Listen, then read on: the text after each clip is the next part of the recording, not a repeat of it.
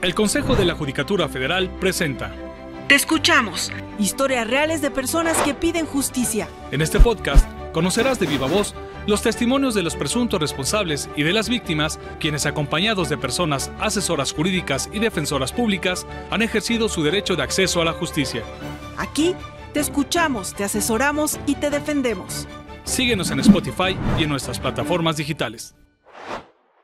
Hola, ¿qué tal? Bienvenidos a este nuevo episodio del podcast Te Escuchamos. Soy Verónica González y hoy está con nosotros la maestra Ana Sáiz Valenzuela. Ella es titular de la Unidad de Asesoría Jurídica en el Instituto Federal de Defensoría Pública. Bienvenida, Ana. Muchas gracias, Vero. Un gusto estar aquí otra vez.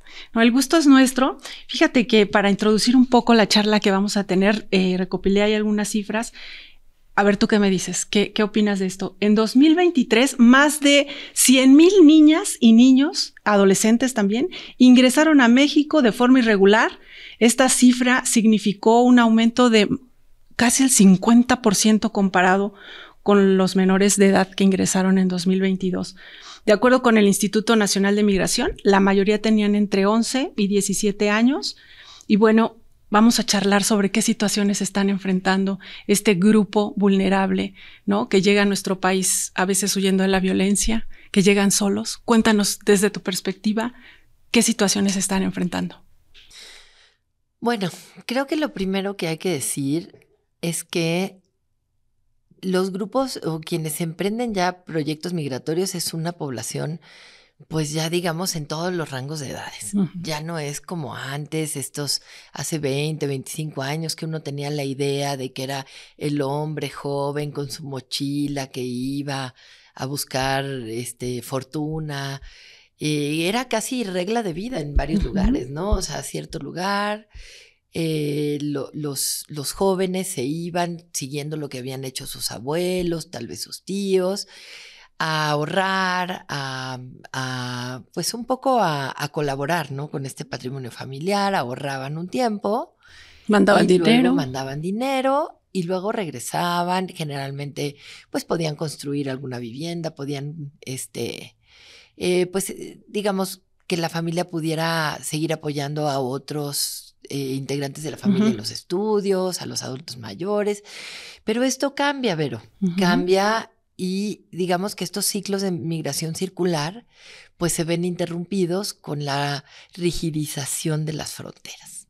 Entonces, quien tiene un empleo, tal vez en Estados Unidos, quien tiene un empleo que a lo mejor sirve como una parte de sostén a su familia, pues no se puede dar el lujo de venir arriesgándose a que tal vez no pueda volver a cruzar, ¿no? Eso para empezar. En segundo lugar, creo que también ha cambiado mucho la modalidad de cómo cruzan las personas.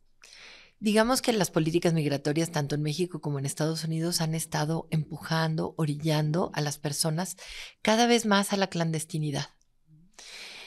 Y esto significa muchos riesgos. Más para los niños, ¿no? Totalmente. Los niños que... Es curioso porque si uno compara cifras con México y con Estados Unidos, las autoridades migratorias de ambos países registran de manera diferente lo que es un niño o niña solo o no, digamos, no acompañado o acompañado. Entonces siempre vamos a ver como una disparidad porque en Estados Unidos un niño o niña que viaja solo es porque no lo hace con su padre o con su madre o con quien tiene legalmente. Pero si va con un adulto que lo conoce o que con su primo, ese no lo cuentan como si fuera solo. Exacto. Y eso es lo que pasa en México. Por eso siempre las cifras son un poco dispares. Entonces, en México creo que vale la pena primero aclarar que hubo una reforma importante al momento de homologar la Ley General de Niñas, Niños y Adolescentes con la Ley de Migración. ¿Y esto qué significó? Que los niños o niñas no pueden estar por ningún motivo y bajo ninguna circunstancia detenidos en estaciones migratorias. Y bueno, pues digamos... ¿Qué pasa entonces? ¿A dónde realmente tendrían que ir? Pues sí, ¿a dónde tendrían que ir? Esa es la pregunta. Y la segunda es, ¿dónde realmente están yendo? Exacto. Y ese es muy difícil. Lo primero es que sí, en efecto, cuando vamos, sobre todo el IFDP tiene presencia regular en estaciones migratorias, ya no vemos esta presencia como había antes, todo el tiempo de niñas, niños y adolescentes. Ahora nos damos cuenta que la población en estación migratoria ha cambiado y ya no están estos grupos familiares.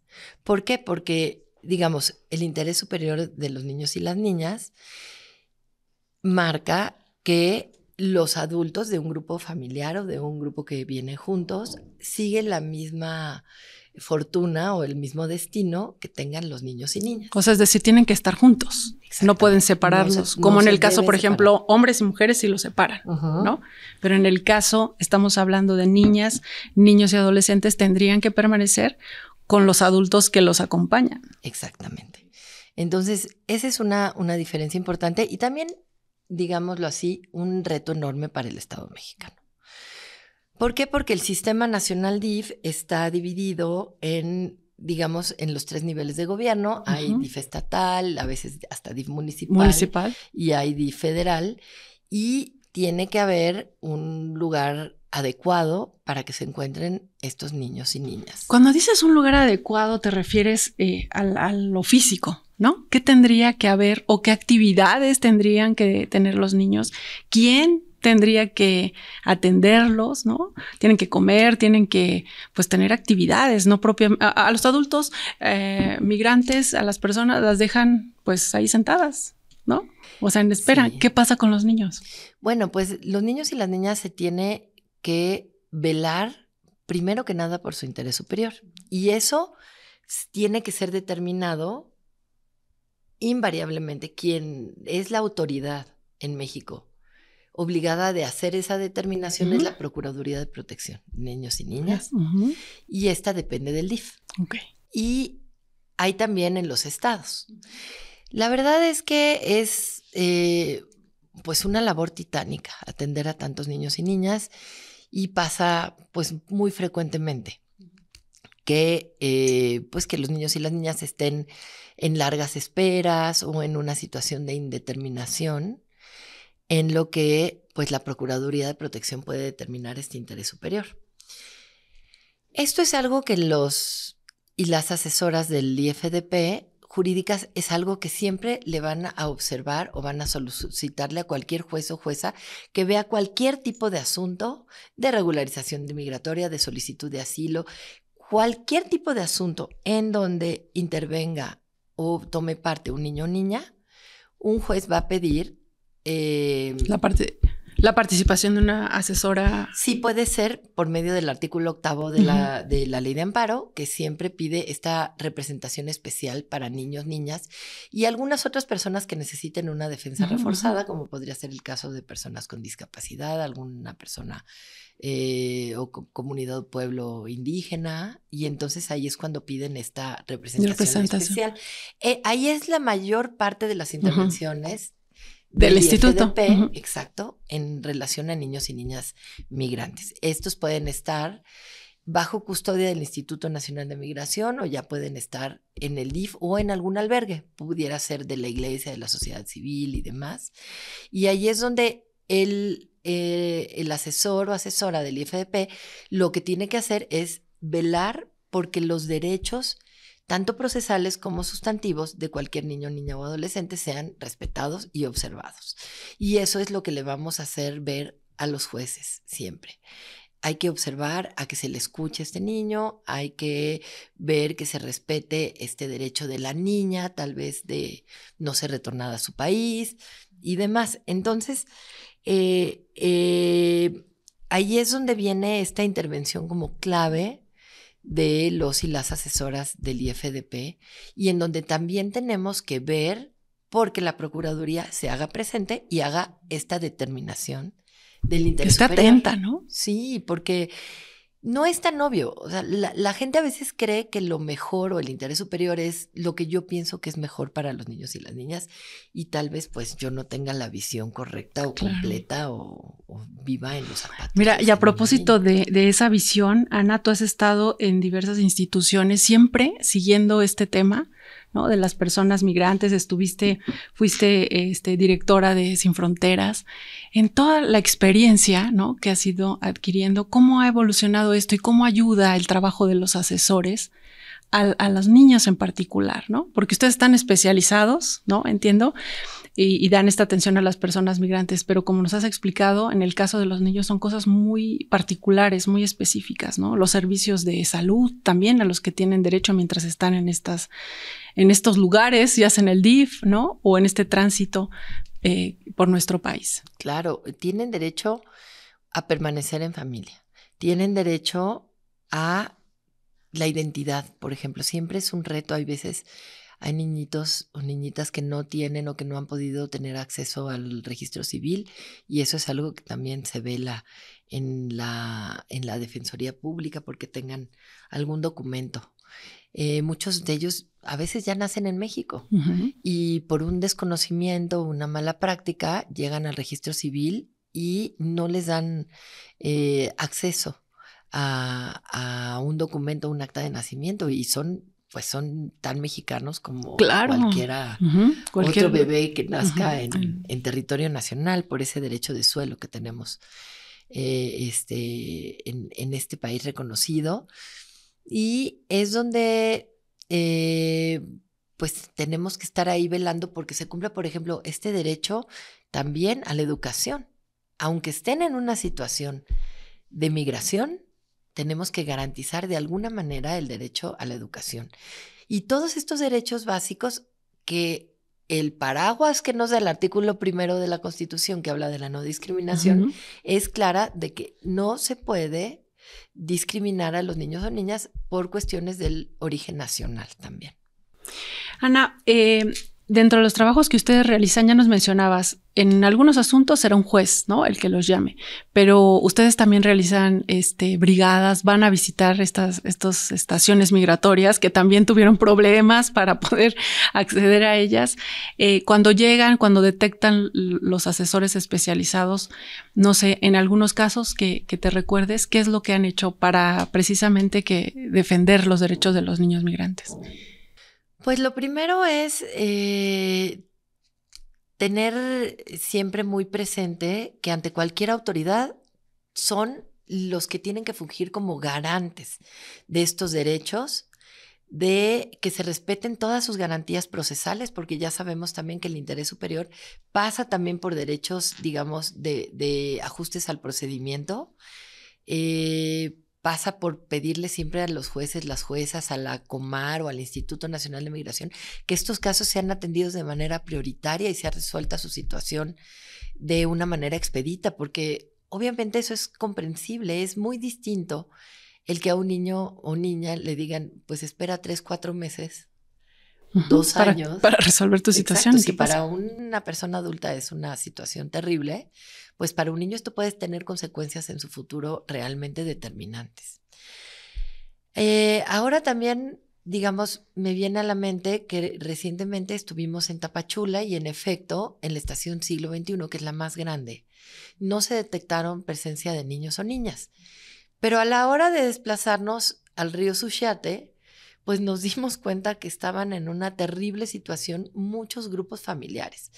¿Qué es lo que ha ocasionado? Como ahora no los pueden llevar a las estaciones migratorias, no sé, mi percepción, habría que preguntarle al Instituto Nacional de Migración, pero mi percepción es un poco que no saben muy bien a dónde llevarlos, o a lo mejor las capacidades del DIF están rebasadas, o no sé, pues habría que preguntarles, pero la situación es que nos dimos cuenta que había una gran cantidad de niños, niñas, a lo mejor acompañados de grupos familiares, algunos tal vez adolescentes solos, que estaban ahí en la orilla del río Suchiate. Como un tipo campamento, ¿no? Tipo campamento, pero era terrible, Vero, porque no tenían, pues, infraestructura básica de salud, el río ahí está un poco ya seco, encharcado, y entonces había pues mucho riesgo de infección, había definitivamente falta de alimento, todos los comerciantes ahí les estaban vendiendo todo carísimo, pues una situación realmente grave en donde había bebés, en donde había niños, niñas, realmente muy desesperada, y los asesores de allá de Tapachula inmediatamente pues promovieron un amparo a nombre de todas estas niños, niñas, y en menos de 24 horas teníamos una suspensión en donde se le ordenaba a las autoridades, por lo menos ahí municipales, que tenían que hacer esas labores de protección civil, por lo menos de alimentación, de agua y de medicamentos básicos.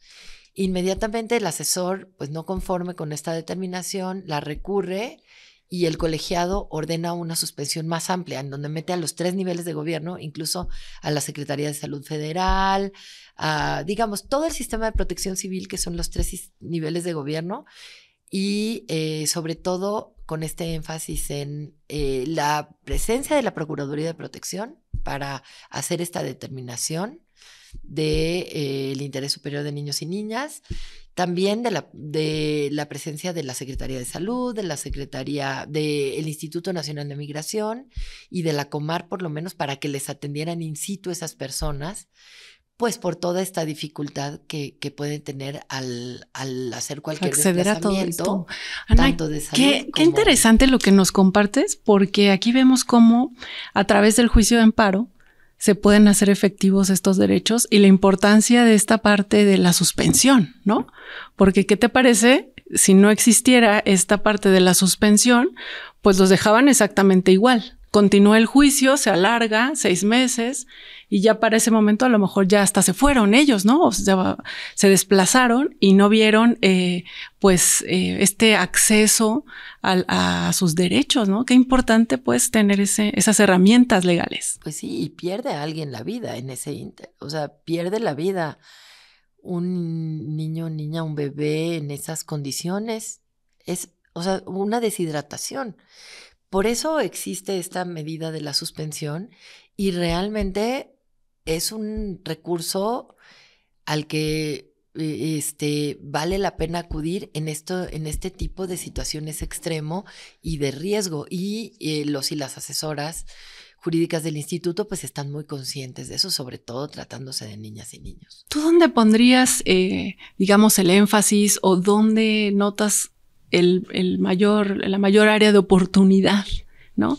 Mencionas pues esta parte, quizás no se da abasto el DIF, ya con el trabajo que tenía, ¿no? Con lo nacional, pero ¿dónde observas o dónde pondrías ahí el énfasis?